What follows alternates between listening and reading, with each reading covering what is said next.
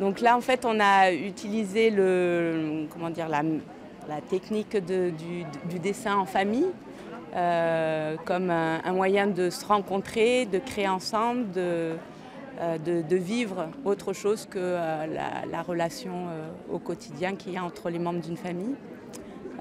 Voilà, chacun dans la vie quotidienne a des rôles définis. Et autour d'un atelier d'art plastique en famille, les rôles peuvent être différents. La personnalité, les goûts des personnes se vivent d'une autre façon. Les interactions se vivent aussi différemment. Donc voilà, c'est notre façon de vivre ensemble, de partager un moment, de communiquer.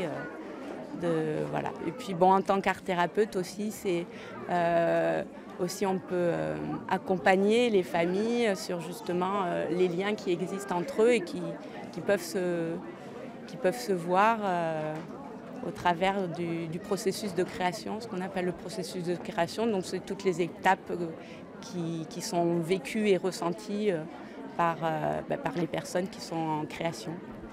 Donc voilà, bon, c'est un accompagnement, il n'y a pas d'interprétation du tout. Et voilà, les liens, des liens fusionnels, des liens étirés sont bien visibles pendant un tel atelier. Donc en fait, voilà, on peut accompagner en posant des questions,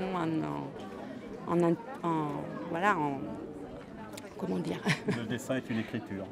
Voilà, c'est un prétexte aussi, c'est une médiation, c'est aussi un moyen c'est une forme d'expression. Donc en fait, c'est un outil qui est très très important. Il y a de la communication, mais qui n'est pas spécialement verbale. Donc aussi, suivant les problématiques, ça peut être très intéressant de ne pas avoir de communication verbale. Mais voilà, tout se passe dans les traits, dans les couleurs, dans le choix des médiums, où on met les choses, où on les place. Est-ce qu'on prend beaucoup de place? Est-ce qu'on prend une toute petite place est-ce que le trait est très appuyé ou très fin? Enfin voilà, tout ça se donne des indices qui sont des pistes pour un art thérapeute, pour aller accompagner sans jugement et dans la bienveillance les personnes qui veulent utiliser cet outil.